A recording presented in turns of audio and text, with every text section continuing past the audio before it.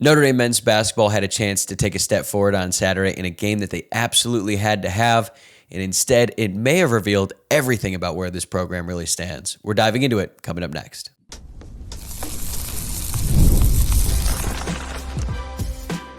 You are Locked On Irish, your daily podcast on the Notre Dame Fighting Irish.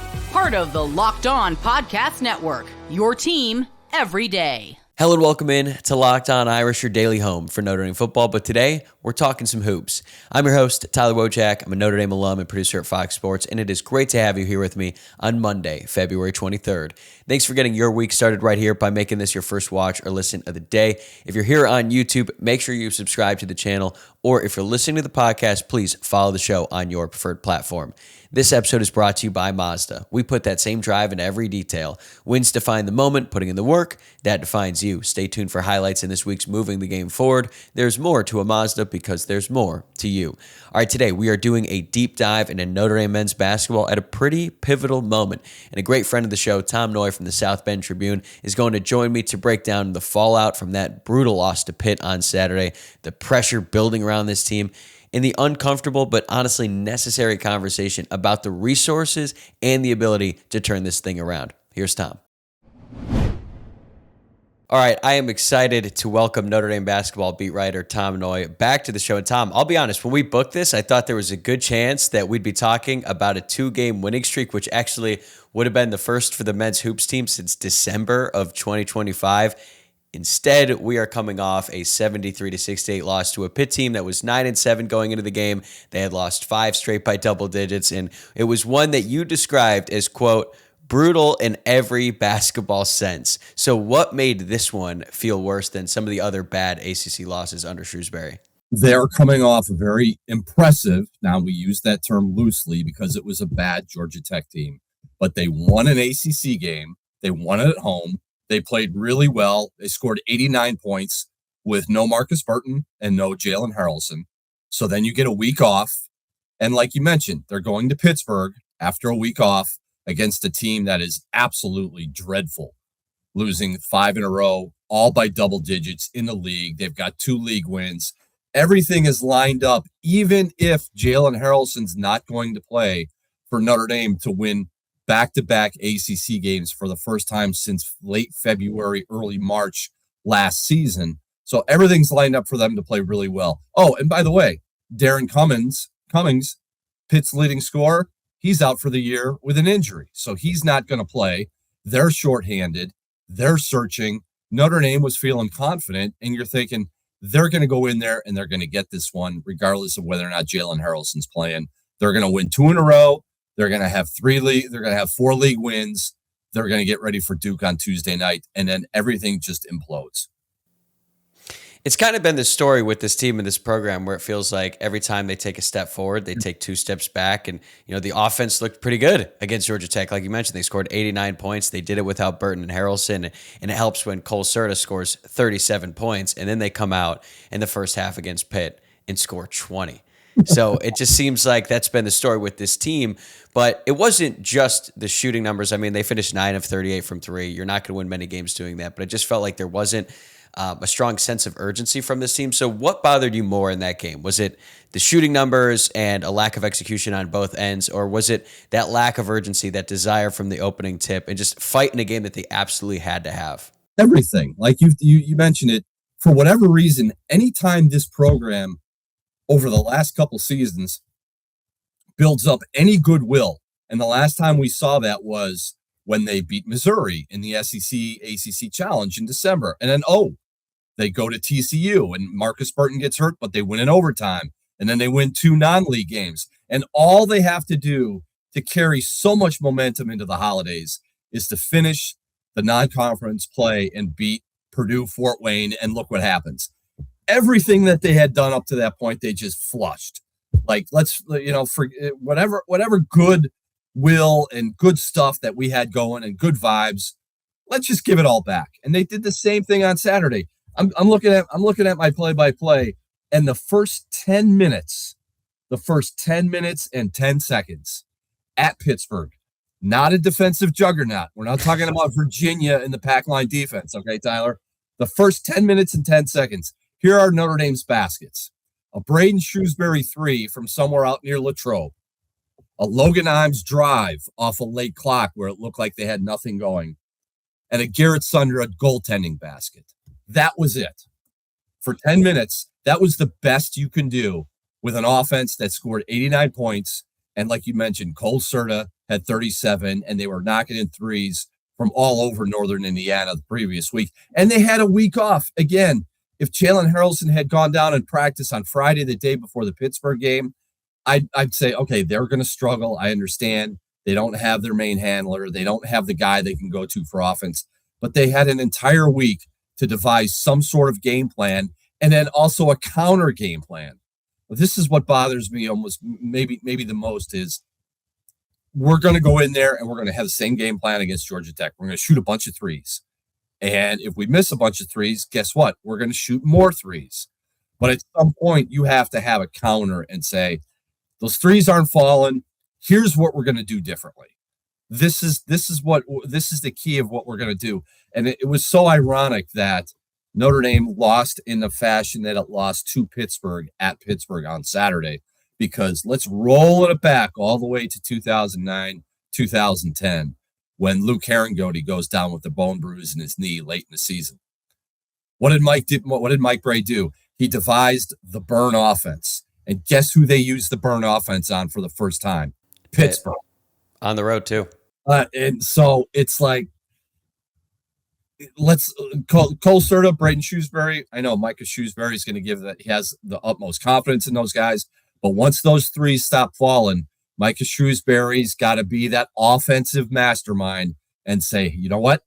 Let's go away from the threes a little bit and let's do this, whatever this entails. So it just seems like they decided they're going to shoot the threes. And even if the threes don't fall, we're going to keep shooting them because eventually they're going to fall.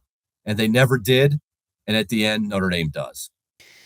Right. I think what frustrates so many fans is that after the game, it's been sort of the same message from Micah Shrewsberry. And look, like, I don't really have a great answer for what he's supposed to say when you have a loss like that and the losses keep piling up. But I remember after the Virginia game when he was like, everyone's already counted this team out, and he was kind of talking about all these people who have basically given up on the team. It's like, okay, I understand your frustration with the lack of support in Purcell Pavilion, but at the same time, it's not like the team, the product on the court is giving people reasons to buy in. And then after this game, you know, he says the quote, "I'm doing a bad job coaching these guys." At this point, how much of that is coach speak and how much of it is real accountability from the coach on down? I think it's coach speak because we have seen glimpses, and I was going to save this for later in one of the questions. We've seen glimpses that this team could be a decent team. It could be a good team. Elite, not yet, because of the way it's constructed, it's not going to get there. But we've seen glimpses of, hey, I haven't seen something like that in 2 years. So I don't think it's all coaching. I think it's Micah Shrewsberry protecting his players and not going maybe the Mick Cronin route or somebody else in college basketball and saying, you know what, it's on them. Screw them. They can't make a shot. They can't do this. They can't make free throws. They can't play college basketball. You know, he's not going that route. So instead of going that route, he's just going to say, look, it's on me. And you can almost tell verbatim how he's going to say it, because he said it against Louisville, after North Carolina. You mentioned after Virginia. Like, I'm doing a bad job coaching them. I've got to do a better job. That's his way of saying, my guys really aren't delivering, but I'm not throwing them under the bus. I'll take all the heat for this. In a lot of ways, year 3 under Shrewsberry feels like year 2, which is not something that anyone wanted or hoped for, but it's clearly been a disappointment. And we also just can't completely ignore the fact that they played most of the season without their best player, Markus Burton, for the second year in a row. And Jalen Haralson, the second best player, has been banged up recently too. So how much grace does that realistically buy Shrewsberry in year 3? I think a little bit. But again, no Markus Burton, no Jalen Haralson. Doesn't matter. You have to go beat Pitt. You have to win that game on Saturday. No matter that you're down your 2 best players, you don't do it. There are other games, maybe the Virginia game, maybe Clemson, certainly Cal, where if they had Markus Burton, maybe the outcome's different. But I think they knew going back to when we talked about earlier, when Markus Burton had surgery, I think they knew they weren't going to have him. the rest of the season. They're just like, there's no way this guy's coming back. So let's move on and be better without him. But again, this team is it's so, and Mike Bray used to say it all the time, and we would dismiss and say, that's coach speak. We're tired of hearing that. When he would say, everything about college basketball program is so fragile. And we'd be like, give me a break. You're 14-4 in the Big E or in the ACC, and you're about to go play in the Elite Eight. Forget this fragile talk.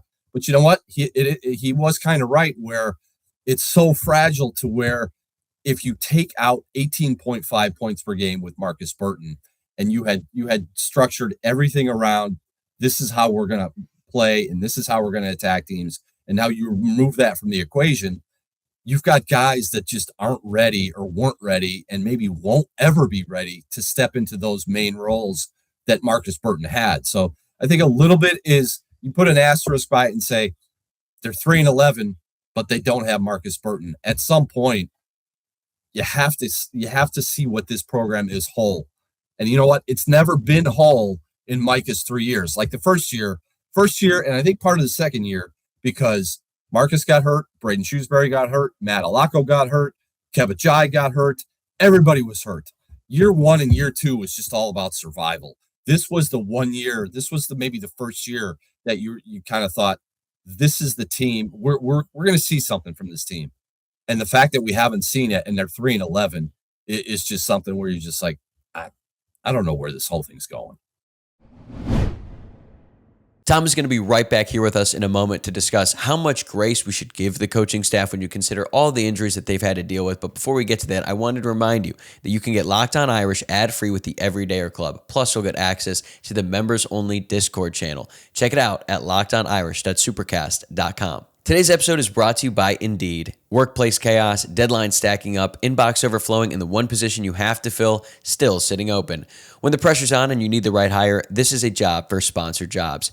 Indeed Sponsored Jobs helps you reach the people who actually fit what you're looking for, skills, experience, location, so you're not just hoping the right candidate stumbles across your post. And here's a stat that says it all. In the minute I've been talking to you, companies like yours made 27 hires on Indeed, according to Indeed data worldwide. So if you're hiring, spend less time searching and more time interviewing candidates who check all your boxes with Indeed Sponsored Jobs.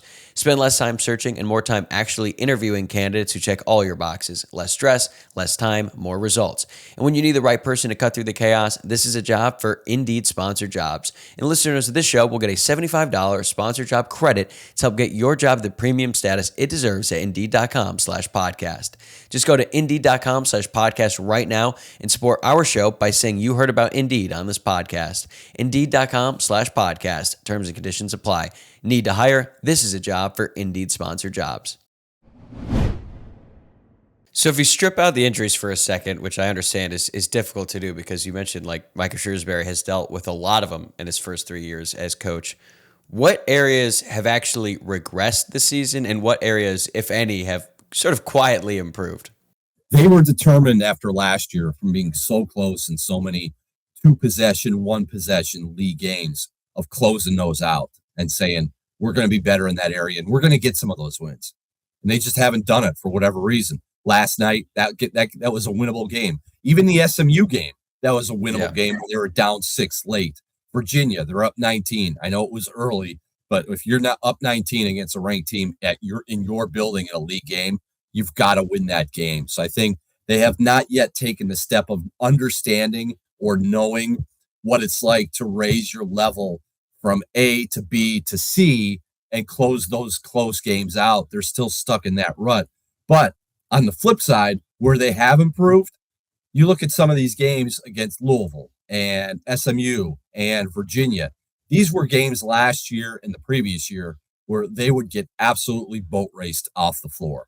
Like SMU, I know it was a loss, but you sift through all the numbers and all the disappointment.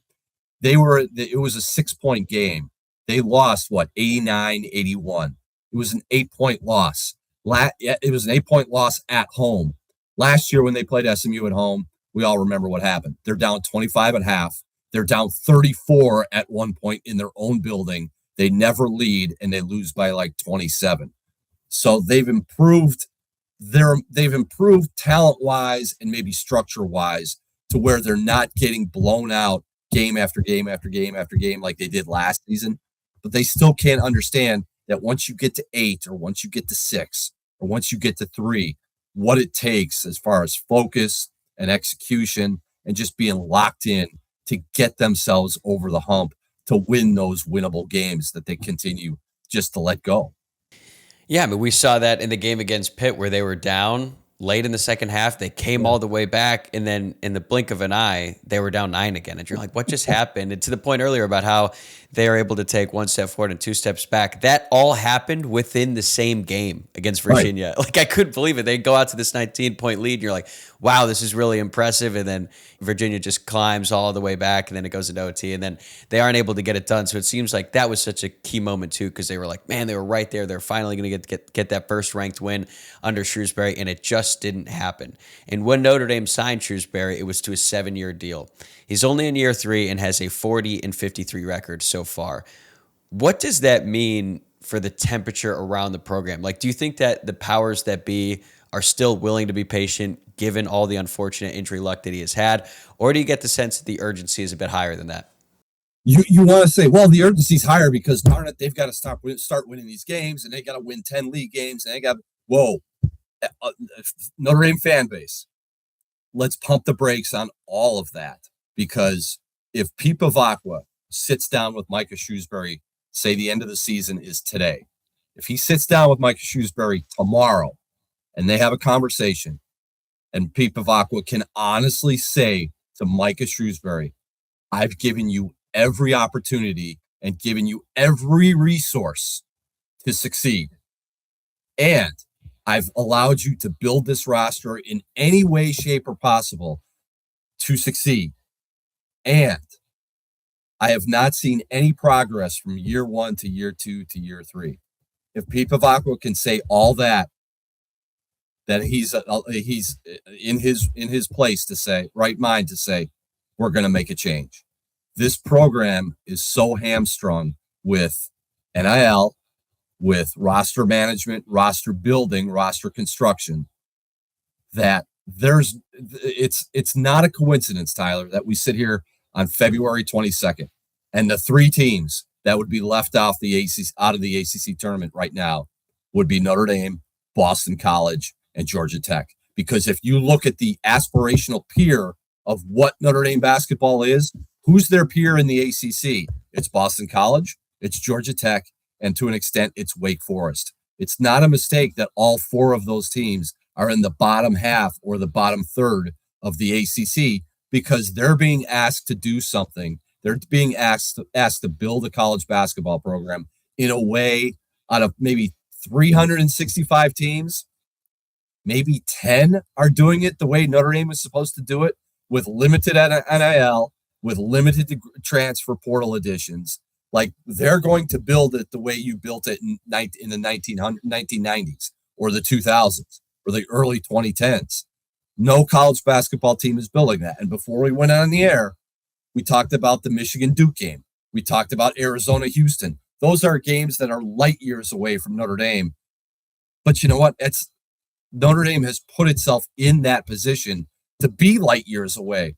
They'll never be a Duke. They'll never be a Michigan, because they're saying, we're going to do it like no other team is going to do it. And if it's going to take time, it's going to take time. So if it's going to take time, guess what else you need? You're going to need patience if you're Pete Fallout and if you're the Notre Dame fan base, because this was not going to happen in year 3. It may not happen in year 4, and it possibly may happen in year 5. You scrap all that, you're not going to bring in a new coach and a new staff and suddenly become grad transfer you, or get top 100 or top 10 guys, one and done guys. You're still going to get the 4-year developmental type of players.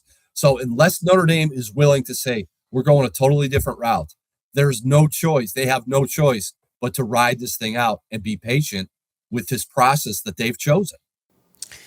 What vibe are you getting from inside the program right now? Is it frustration? Is it fatigue? Like, do you still feel like this group is fully bought in? Because against Virginia and against Georgia Tech, that looked like a team that had not given up. But Saturday was just a completely different story that forces you to reevaluate everything.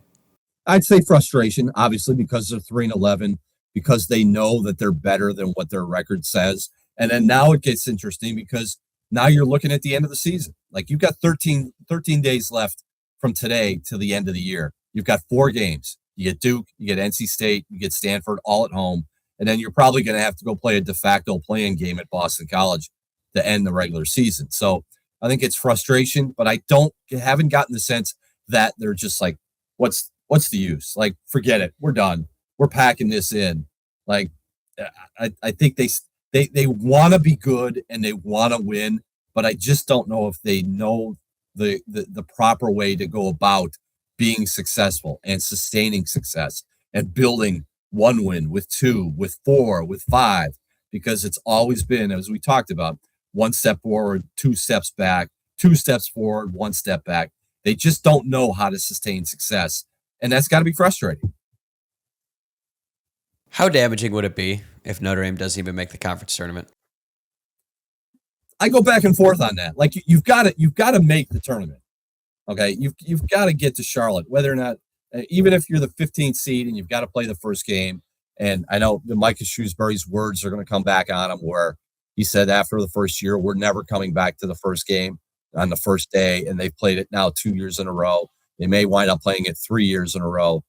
Yeah, it would be bad. But you know what? Maybe it would be a wake-up call for the administration to say, we're not good enough to even make it to the conference tournament. Something's got to change with the way we're structuring, or the emphasis that we're putting on our men's basketball program, because they have to do it in such a different way to where it's just not going to happen the way they want it to, the way they're doing it.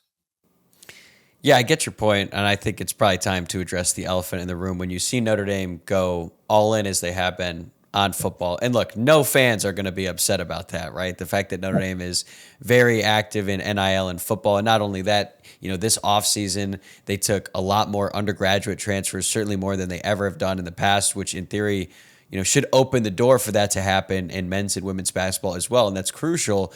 And Notre Dame just hasn't had a lot of success in the transfer portal and really either men's or women's in recent years. So how does that all play into it? Because I think that, Marcus Freeman is beloved among the fan base. It seems like he's really well liked in the Notre Dame administration. Micah Shrewsberry is doing more things to sort of ingratiate himself with the Notre Dame community. But how does the buy-in to the football program impact the men's basketball program? It crushes it, because they will not give men's basketball the emphasis and the financial support that they need to be an elite ACC team, let alone a team that can get to the NCAA tournament and make a deep run every year. Like it's hard here because we're so close to the state of Michigan, and everyone says, well, look what Dusty May did. Apples and oranges. Don't even start with how quickly Dusty May can turn Michigan around and why Micah Shrewsberry hasn't been able to turn Notre Dame around. You're able to get almost anybody you want into school. You can spend. You've got the money. You've got the Big Ten money. You've got the Big Ten Network money. It's a totally different situation. It's just something where it's always going to be Notre Dame football. And if we could sprinkle a little bit into Notre Dame basketball, Notre Dame women's basketball, go and make do and make the best of a really bad situation. I mean, yeah, Michigan, well, they won't be number one after this weekend, but they're the top-ranked team in the country. If you look at the rest of the top 25, there are very few football schools, although Florida did just win the national championship, and they spend a lot of money on football as well. Houston, Duke, Arizona, UConn, Iowa State, Purdue, Kansas, Nebraska, Illinois. Like, stop me when I say a big-time football school. And I do think those two things are related. But I am a little bit curious on the Michigan point. Do you think that from the alumni base, there's just more of an interest, more of a buy-in into the basketball program, and that has helped well? Or do you think that Michigan is really benefiting from all the TV money that's coming in, and they're using that to supplement the men's basketball program? It's a combination of everything. And it's a combination of the administration saying, all right, Dusty, what do we need to do to be really good? And they were good. Like, they were good under Juwan Howard. They were good under John Beilein. It's not like they've been down for so many years and all of a sudden they got to have a really solid team this season. So it's football. It's the TV money. It's the size of the university. Like, who wouldn't want to go play basketball at a Big Ten school like Michigan? as opposed to let's go to Notre Dame and play in the ACC. You still get people saying, what state is Notre Dame in? Like it's just such it's an identity crisis that this program goes through because of where it is, where it plays, and then also with the football factor into it. Like they have said across the board with the administration, we need to do everything we can to make sure we win a national championship in football. I don't hear the same people saying we need to do everything we can to make sure we get to the ACC tournament in men's basketball. Slightly different standard there. Okay, so speaking of Michigan, Duke just knocked off number 1 Michigan, and now they come to Purcell Pavilion. What kind of miracle, whether it be basketball or divine, would it take for Notre Dame to win that game? Let's get Jalen Haralson back in the lineup. Like, he's got to play on Tuesday. I got the sense listening to Micah Shrewsberry on the ACC coaches conference Zoom call last week that he wasn't very optimistic that Jalen Haralson would play on Saturday. He better be optimistic when we talk to him on Monday and say, look, he's got to go for them to have any chance, because he can go get himself an easy bucket or 2 or 3 when they need to. So let's get Jalen Haralson back in the lineup. Let's bottle that Georgia Tech 3-point shooting from Cole Certa and Braden Shrewsberry, and maybe bits and pieces of what Carson Tout's been able to do. And then have Duke come in here and think, we just beat Michigan. Unbelievable atmosphere on Saturday night in Washington. We're 13-1, 14-1, whatever they are in the ACC. We're in first place. We got this. And for whatever reason, the focus is off. Maybe somebody doesn't sleep well, or there's food poisoning or something. But Notre Dame would have to play so far above their abilities, and everybody on Duke. Like, you can take Cameron Boozer out of that game, and Duke will still have a pretty good chance of winning. You take Jalen Haralson out of that game, does Notre Dame have a really good chance of winning? And then maybe it's just one of those nights. Like, it's been 10 years since Notre Dame beat a number 1 team at Purcell Pavilion in 2016. That was North Carolina. Maybe everything that Notre Dame has had to go through these last 3 years under Micah Shrewsberry, the tough losses, the blowout losses, the bad losses, it's just the bad moments. Maybe all that just kind of gets flushed, and they play the game of their life, and Notre Dame wins on Tuesday night. Tom will join us again in just a moment to dive into what has to change for Notre Dame basketball this offseason in order to turn things around. But first, a word from Mazda. This episode is brought to you by Mazda's Moving the Game Forward, for those who believe there's more to the score than what's on the screen. When I think about what that really means, I think about Marcus Freeman at Notre Dame. 4 years in, and what stands out isn't just the wins, it's the way that he has built this program. The culture, the accountability, the way players talk about preparation and trust in one another. It's the work that happens long before kickoff, in meetings, in practice, and how standards are set every single day. That's what moves a program forward. Not just the final score, but everything that leads up to it. It reminds us of what really takes to raise the bar. It's that extra work off the court, dialing in on every detail, giving it that extra fire, that grit, and I never quit. We put that same passion into every model. Highlights make the reel. What it took to get there makes it count. There's more to a Mazda because there's more to you.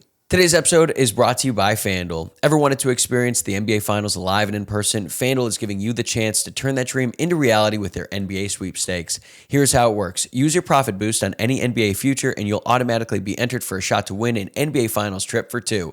That's right. Flights, tickets, the whole experience. I love futures this time of year, whether it's picking a team to win the championship or grab a conference title. It adds that extra layer of excitement to every game down the stretch. And now, not only can your pick cash, but it could also send you to the NBA Finals. And the everyday viewers and listeners of the show know that before the season, I picked the Denver Nuggets to win the NBA Finals. And even though the Oklahoma City Thunder have been terrific this season, they just beat my red hot Cleveland Cavaliers on Sunday. I still like the Nuggets to win it all. They're plus 550 right now on FanDuel. And if they can just get out of the East, I think they're going to bring home the NBA championship. So visit FanDuel.com to get started. Use your profit boost on an NBA future and get entered for your chance to win a trip to the NBA Finals. Play your game with FanDuel, the official sports betting partner of the NBA. Well, if they don't pull off something surprising and the season ends quietly, whether that's a berth in the ACC tournament, they lose in the first round, or they don't make it at all, what does this offseason have to look like for year 4 under Shrewsberry to be different and even feel different?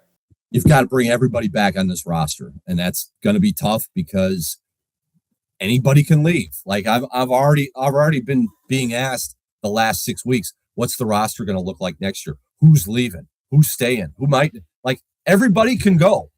People still don't understand that, and they don't understand that it's not an indictment of Micah Shrewsberry if player A, B, or C decides to leave, because guess what?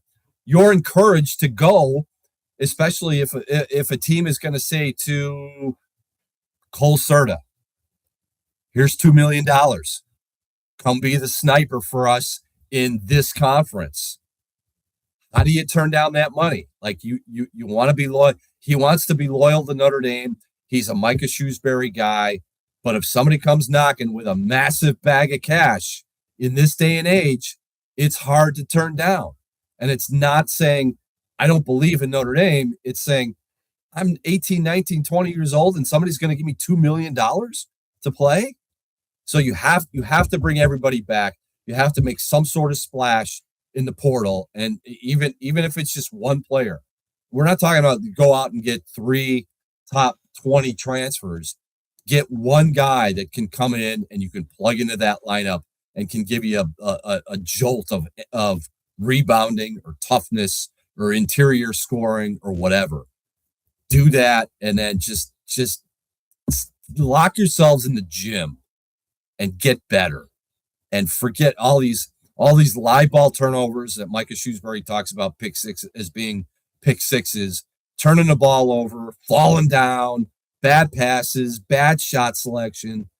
Go and figure out how to be basketball players at this level, because you're going to be in years 4, year 3, year 2. It's time to stop looking like a team that just rolled in off the street and decided to play an ACC game.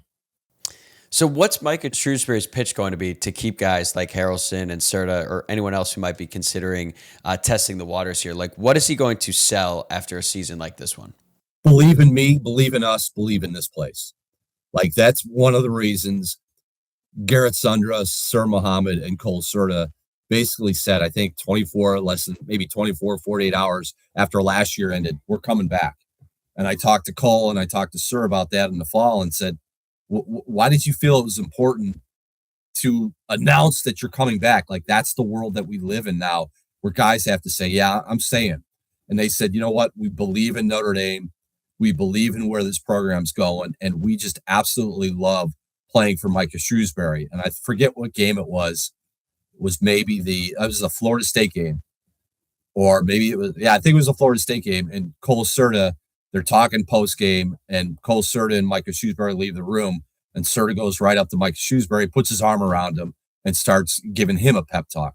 So I know they're 3-11. I know it looks really bleak, but to a man, these guys have professed how much they love playing for Coach Shrewsberry, Micah Shrewsberry, and being in the foxhole with him. Now, does that change?